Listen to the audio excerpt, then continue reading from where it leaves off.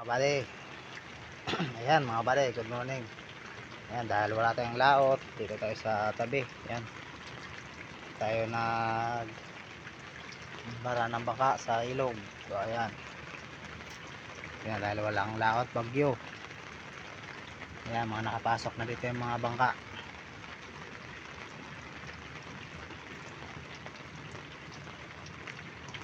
Ayan, mga aking mga kakumpanya. Ayan, mga inchong.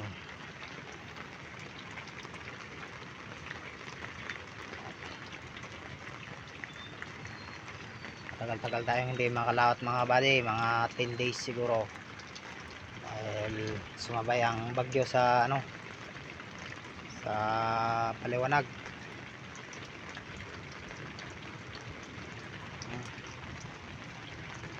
Siksikan talaga mga bangka dito dahil baka lumakas ang ilog, lumaki.